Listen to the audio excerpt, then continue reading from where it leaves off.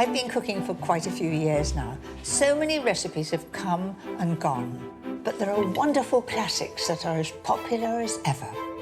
In this series, I'll show you how to cook some of the best of them in my very special way. I'm just saving on the washing up. From classic home comforts that will put a smile on your face, Absolutely delicious. to tasty, light recipes that take no time at all. I'm going to be helping with your school dinner. Yes! And some favourites from the past that are making a comeback. Whoa! How about that then? These dishes can often seem daunting, but I'm going to show you some tips and techniques that make them quick, easy and simply delicious. And most importantly, with almost no fuss. In this programme, recipes with a touch of inspiration from the great outdoors, no matter what the weather. All in one go. I think we better get out of the room. Come on. Let's go, let's go.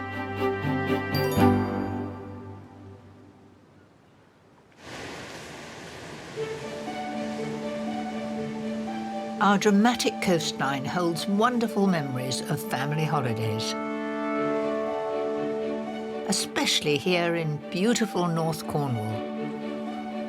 We stayed in farms, we B&B'd, we camped. Didn't matter what the weather was like, we lived every moment. And the best thing about here is the sea.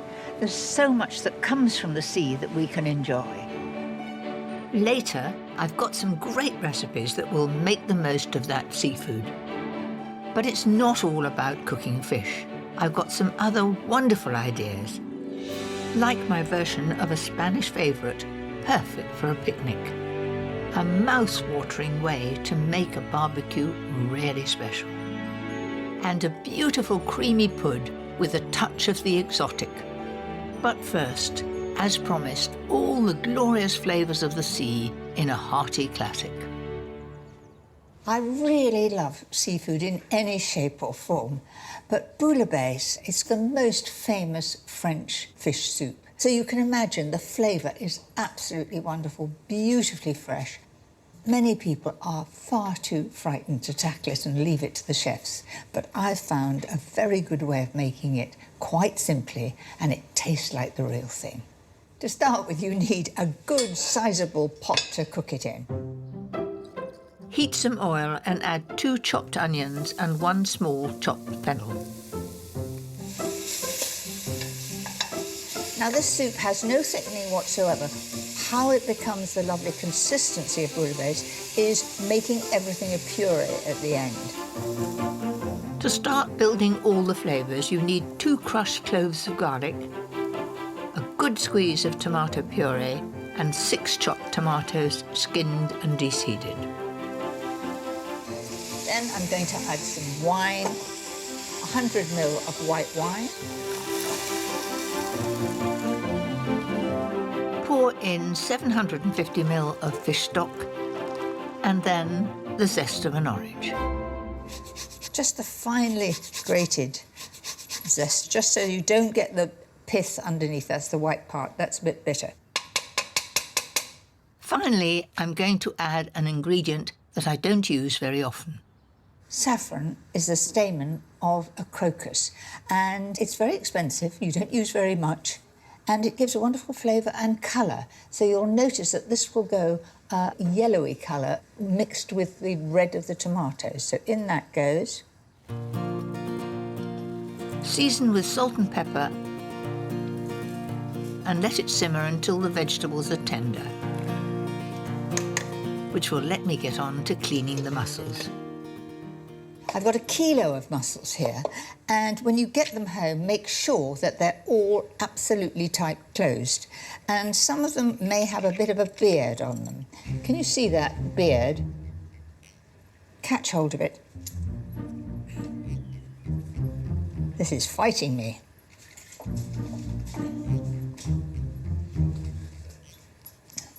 I've won. There it is. Now, I'm going to add this to the stock and all these vegetables. They'll cook in the steam lid on, and leave them for a few minutes till everyone has opened, and then you know that they're cooked.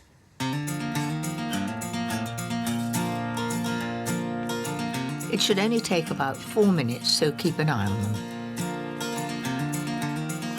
It smells of the sea. If you want to make it easier to eat, just take the mussels out of the shells. And now, to bring the soup together, we've got those veggies all soft, the fennel, the onion, the tomato, the saffron's giving it that glorious colour, and I'm just going to blend it to make it beautifully smooth.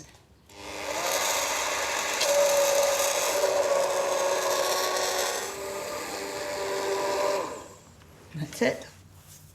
Just the smell of the sea. It's absolutely lovely. Look at that beautiful, glorious soup.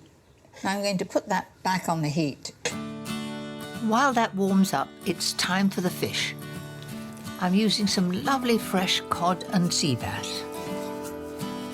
Add to the soup along with the juice of half an orange. So let's give that a stir. Don't be tempted to overcook the fish. 3 to 4 minutes is plenty. To top off this wonderful dish, I'm sticking to tradition and serving it with a rouille. It's simple. 6 tablespoons of mayonnaise, crushed garlic and a few strands of the luxurious saffron, soaked in a little lemon juice. And just a soupçon of salt and pepper. And just mix it until it's all smooth. So that's had its 3 or 4 minutes, that'll be done. We're almost there. Just add the shelled mussels, some lovely fresh crayfish, and a few whole cooked mussels for effect. Just to heat through. Now all I've got to do is to serve it.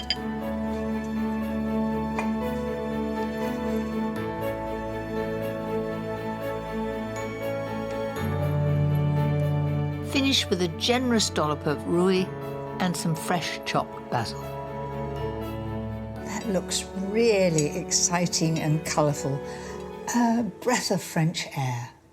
How delicious is that?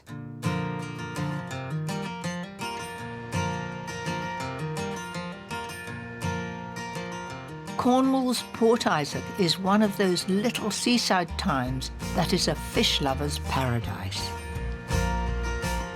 Especially because it's home to one of our most celebrated seafood chefs, the wonderful Nathan Outlaw. As well as having 2 Michelin stars, his restaurant has just been voted best in the country, and I'm hoping he's going to show me why. This is real Cornish weather. What does it matter in these gorgeous surroundings? Yeah, I think this is what's beautiful about Cornwall. I think it doesn't always have to be sunny to enjoy it, especially the outside as well. What brought you here? Well, originally, I used to come a lot as a child on holiday, but I love surfing and I love cooking fish. You surfing? Yeah, can you believe it? Well, you must go very far. A bit of weight on that board. It was a very, very big surfboard, that's all I'll say. But I wanted to cook fish as well, so Rick Stein at the time was a bit of a hero. He still is a hero of mine, and I come down to cook with him. And that's it, the rest is history. That's 20 years ago. Oh, gosh. And do you do any cooking out of doors? I do a lot of cooking outdoors. That's actually, cooking outdoors I think is the greatest. You know, dig a hole in the sand, get yourself a grill, light it, catch some mackerel. There's nothing better, I think. There is nothing like fresh mackerel. We used to do it in a camper van, under the grill. You take the fish straight from the sea, 3 slashes, and I just love mackerel. I'm glad you said that, because I'm getting hungry and I've got some mackerel to cook. Excellent. That's just what I was hoping to hear.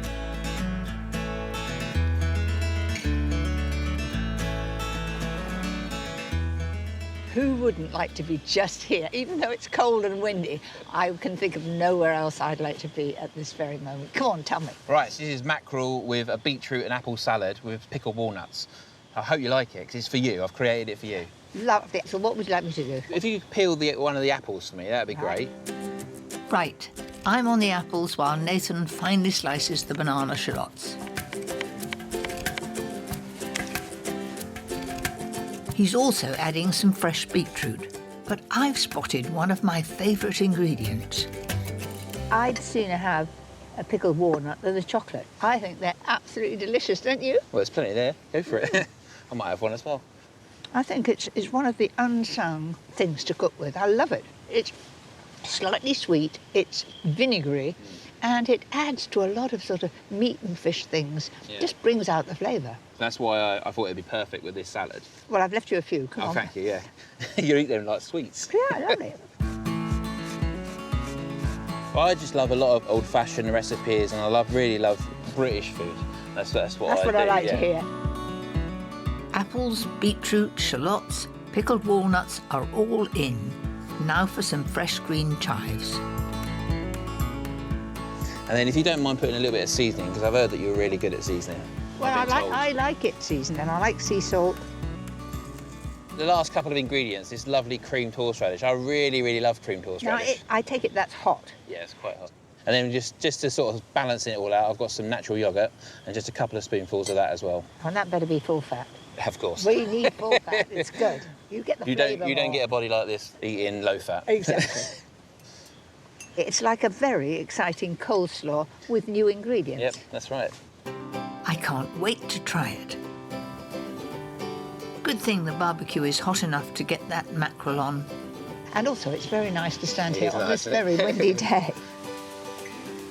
A good tip is to make sure the fish is patted dry before going onto the hot grill. Otherwise, it will stick. I reckon this little fella here will take about 6 or 7 minutes. This one will probably take about 8 or 9 minutes. And actually, the smell is fresh fish coming Amazing, out. isn't it? It's It's the best. good. It's the best. And I don't mind the flame. I think a little bit of flame gives it a bit of flavour. As long as you've got skin on the fish, and this goes for any fish, it'll protect the actual flesh. Right. Just look at that. Isn't that tempting? And you can see that it's cooking. It's changing from being translucent to a sort of flat white, isn't it? I think that sort of the bubbling skin, the lovely caramelisation of it, I just think it's beautiful. I'm sort of ready with my plate. Yeah. Let's take this one off. You got it?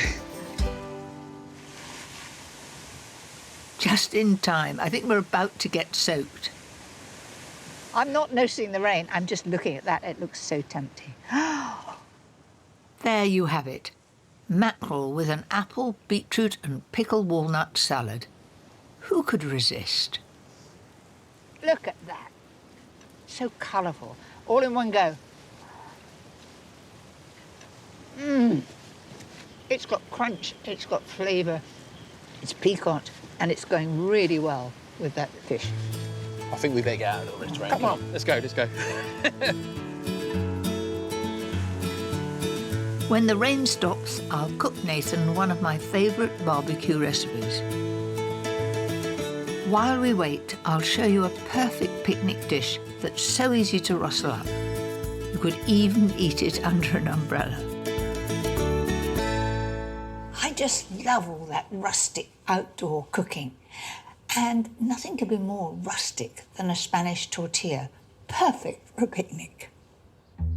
A classic Spanish tortilla is made from just eggs, potatoes and onions, but not mine. Before everyone starts to write me letters or emails, I'm adding red peppers, and I promise you it's very easy to make at home. First of all, I'm going to cook the onion, and I'm going to put some olive oil in the pan. Unlike an omelette, which of course you cook with butter, a tortilla you cook with olive oil. Just turn that in the oil to start with. Then do it on a very low heat with the lid on.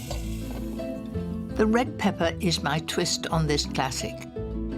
Controversial, but I love it. And after all these years cooking, I think I might be allowed. Then the potato, just one large potato is enough for 2 people, which I've peeled, and then cut it into slices. And you can always peel a potato ahead and just keep it in water. To be even cheekier, I'm going to add some parsley to it. Its freshness and colour just brings the dish alive. So we're all organised. I think that'll be done now. Those onions smell delicious, and they're ready for the potatoes and red pepper. that's got to go on for 15 or 20 minutes on a very low heat with the lid on so we create steam, and that is until the potato, you just put a knife in and it's done.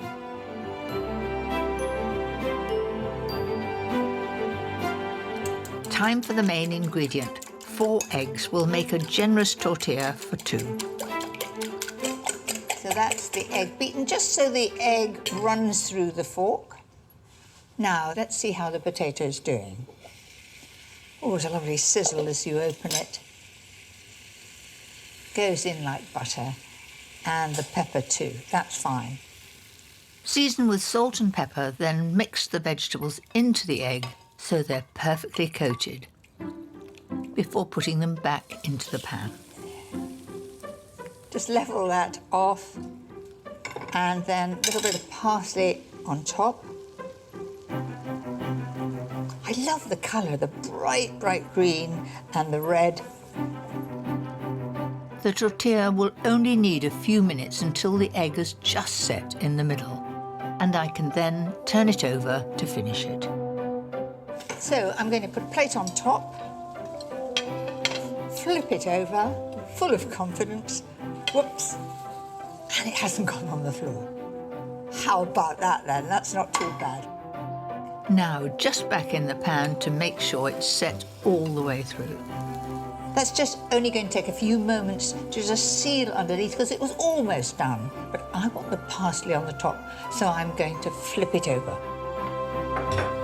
A wing and a prayer.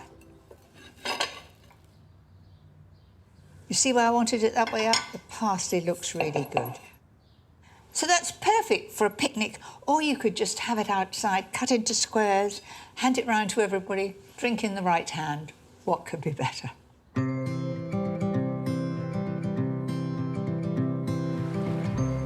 At last the sun is making itself known. It's my turn to cook for Nathan. I know he loves his fish, but I have the ideal barbecue recipe if he fancies something a little more meaty. I've got something to show you, and I promise you I wouldn't dare cook for you, and it would be fish. I've got some poussin, so perhaps if you can help me a bit. Yeah, sure. First of all, let's make the marinade. Okay, yep. You want me to so do that? I've got 4 ingredients for that, and that is rosemary, garlic, honey, and salt. So just take the leaves off those. All right, yeah. I can do that chop for you. them. I'll be your commis chef today. Oh, yeah. It's really making my day having you as my commis chef. May I give you a knife, sir? Oh, thank you very much. That's right. While Nathan gets on with that, I'm going to mix 2 tablespoons of honey with 2 more of olive oil. And I'm going to put a good amount of pepper and salt. In goes the rosemary. There you go. I might say it's beautifully chopped. I'll try. And now all we need is the garlic. Now, when you do garlic, how do you do it? I mean, I do it just either grating it or through a press. What do you do? I usually crush it with the side of the knife. But there's a bit of pressure going down there there. is, for there you. is. I mean, if There I is. did that, it wouldn't squash it. Go on, do it then. So you just crush it like that? You've done that before, haven't you? A few times, yeah. Perfect. And a little bit of salt. Yes, I can remember in France, some early holidays, old men in the market crushing garlic with salt and putting it on bread and Yeah. eating it like that. Yeah, no, I've worked with a French chef, but he did the same thing for breakfast. Exactly. Yeah. Garlic and salt Yeah. on crusty bread. It's not my idea of a It breakfast. smelled lovely. Yeah. Is that enough for you? Perfect. And in here. Now that's a really good marinade. What makes this dish foolproof is the classic way of flattening out the poussin or spatchcocking it so that it can be cooked evenly on the barbecue. Simply cut out the backbone with a pair of kitchen scissors. And then the other side. That's it. And then I just get my flat on my hand. Yeah. And you do just the same. And you do about... Probably crush it if I did it. I mean, I think you would. That's quite, yeah. But Just press that down. that's it, it's good. And there it is, spatchcocked and all ready. Simple. So I've got a bag here. Pour that delicious rosemary, honey and garlic marinade all over it. And then you massage that in. That can sit there while I wash my hands and get on with the final bits. A tasty garlicky aioli. Do you ever make aioli in your restaurant? I do, but I'm looking at the ingredients here, and you're doing it very different, so I'm intrigued to see how you're going to do it. Well, let me do it my way, and then Yep. you can tell me whether you like it or not. I'm starting in the traditional way. Lots of garlic for my commis chef to chop. Should we have 3 just to make it really garlicky? Emotional. Emotional, come on. And then I'm going to take some mayo, 6 spoons of that. And do you know what I do at home? I do it round the bowl. And if I get interrupted in the middle, I know how far I've got. These little tips are really great. I mean, they're all the things I'm picking up from you. Come on. I wouldn't know. Honestly, I would have put 6 spoons in there. I'd have gone away because someone had called me away to taste something. I'll come back and I would have forgotten I had to start again. Well, I've been in the business a bit longer than you, and so you pick up these things on the way around. It's like a and I school bet day for me. You do it naturally. Were you cooking at school? I was, yeah. I loved cooking at school. It's my favourite subject. I think it was a combination of that and all the girls were in that class. Let's have a confession. Did you actually take it in your exam? I did, yeah. Yeah, so did I. It was the only one I got, but don't tell my children. I think I only got a GCSE grade C, I think, which isn't that great, really. Yeah. But Well, I don't think mine was any better, but we've done all right, haven't we? yeah. There you go. That's the garlic in. What's different about my aioli is I add 1 to 2 tablespoons of creme fraiche and chopped parsley. They're my little twist, and I promise you it's delicious. And then to bring out the flavour, some lemon. Just half? Yep. And an ingredient that you might not have added is just a dash of sugar, like that. All right. Sea salt going in, and a little pepper. And that's it. Now you taste it, because you're an expert. Come on. You're on a tasting panel now. I'm not judging Mary Berry. Now, honest, come on. Do I That's need really, really good. bit more lemon? I think no, I don't. I think it's got enough lemon in it. And garlic, I can taste the garlic. I bet you wouldn't have put that pinch of sugar in. I think the sugar's brought everything alive. Well, you're top of the class now, so that's good. As soon as they hit the bars, you get a lovely smell Exactly. straight away. A barbecue is one of my favourite ways to cook in the great outdoors. And what better than having a Michelin star chef to man the fire? I think when you're cooking something like this on the barbecue, it's going to take a bit of time, so the best thing you can do is have a drink. OK, what about it then? Oh, you can just smell that fragrant rosemary marinade.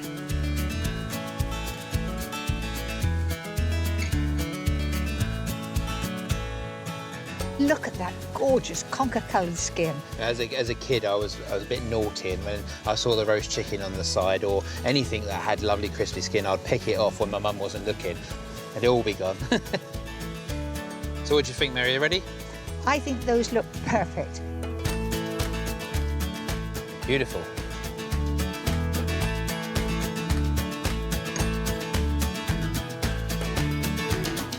Do you know, this is so tender. And that marinade gives it so much flavour. I don't quite know why it is, but everything tastes so much better out of doors, Oh, doesn't definitely, yeah. it? And we've been through wind, rain, and now we've got sunshine. It's perfection. So good. It's lovely. Well, the good weather seems to be holding out. So I think it's time for something sweet and summery. Italian panna cotta is one of my all-time favourite foods. Rich, creamy and decadent, and it must have a bit of a wobble.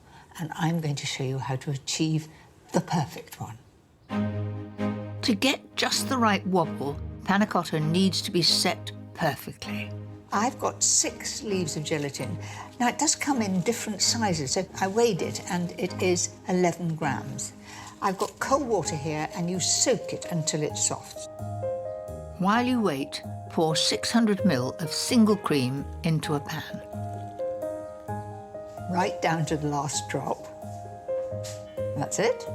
And then 300 ml of double pouring cream and 75 grams of caster sugar. So I'm going to heat that until it's hand hot. I mean, when you put your finger in, you can't keep it in. So I'm going to turn that on. Then I'm just going to keep an eye on it. Don't leave it. Doorbell rings, stay with this.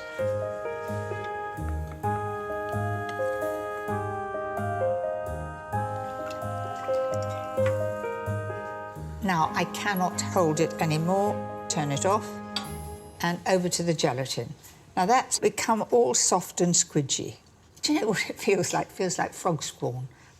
I have memories of frog spawn when I was small. We've got a pond and I love collecting it in jam jars with the grandchildren. There it is. Give it a quick squeeze and drop it into the hand-hot cream along with a tablespoonful of vanilla extract. Give that a stir. When the gelatin has dissolved, the mix is ready to pour into the moulds. You'll need 6 lightly oiled, and I've learned from experience that it's so much easier to fill them from a jug.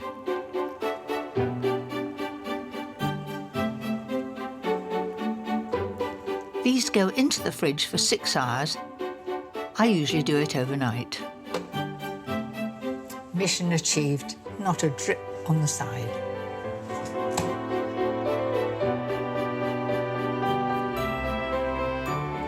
My panna cotta is set, and when I turn them out, I'm going to add an exotic addition. I finely diced some fresh pineapple and stem ginger. That just gives us a little bit of poke, a little bit of something to give it a lift. Add 6 tablespoons of the ginger syrup from the jar. Look at it, delicious. To turn out the panna cottas, dip them into a bowl of hot water. As hot as you can get your hand in. Mind your fingers. Hold it for a few moments. Can you see there, look? If you just, it's moving round on its own.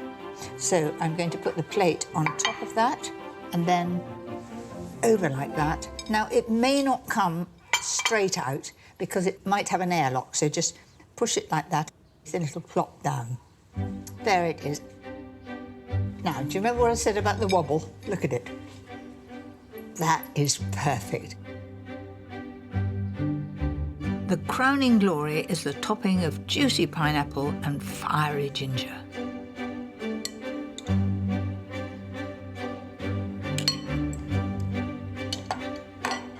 You can't keep me off it. Ready, steady, go.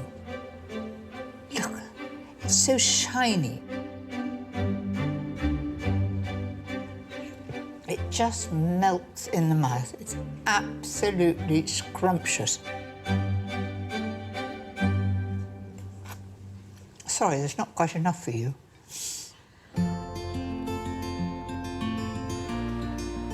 It's just my luck that as the weather's brightened, I have to leave glorious Cornwall. But it wouldn't be a day in the great outdoors without one last seaside treat. Good ice cream. Finish the day. Is this Cornish ice cream? Oh, yeah. If you come to Cornwall, you're only going to get Cornish stuff, I'm afraid. It's good. Absolutely delicious.